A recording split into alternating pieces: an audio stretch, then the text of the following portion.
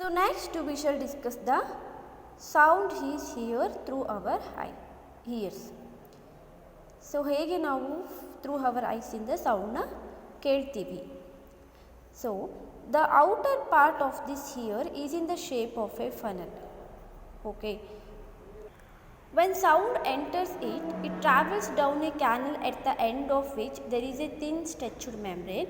The thin stretched membrane is called the eardrum. Actually, this eardrum plays a very important role and it performs an important function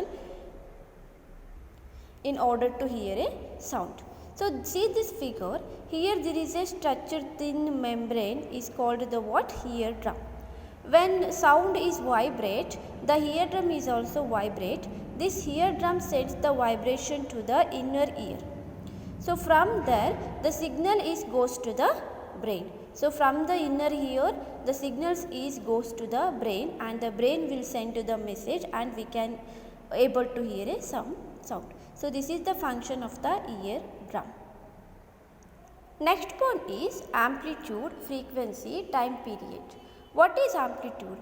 Usually sound can represented in waveform. This is the waveform and see this one height.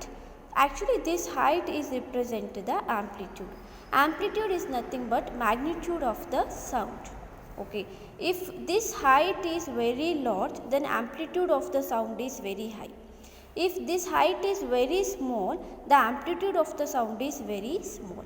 So this height will represent the amplitude. Usually loudness of the sound depends upon this amplitude. Okay.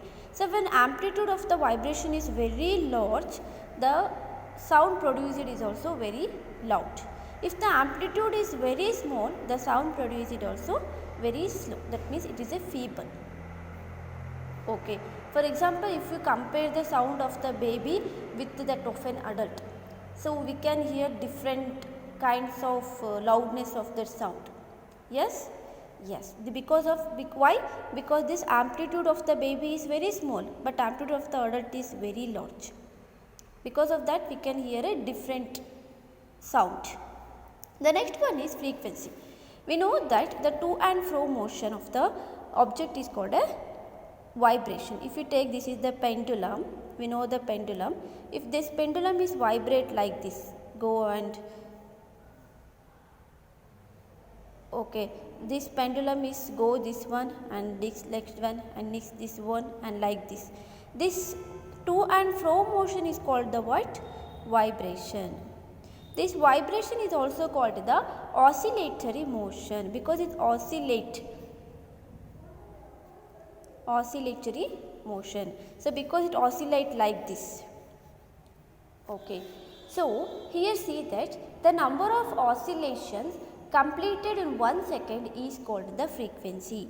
So 1 second ಅಲ್ಲಿ ಎಷ್ಟು oscillation complete ಆಗುತ್ತೆ ಅದನ್ನು ನೀವೇನಂತ ಕರಿತೀರಾ? frequency.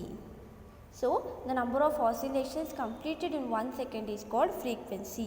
The unit of frequency is hertz. Okay, and this is hertz, and if you write completely we can write it like this. Okay, hertz.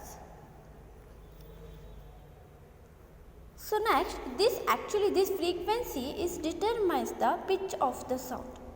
Okay, if the frequency of the vibration is very high, then pitch of the sound is also very high.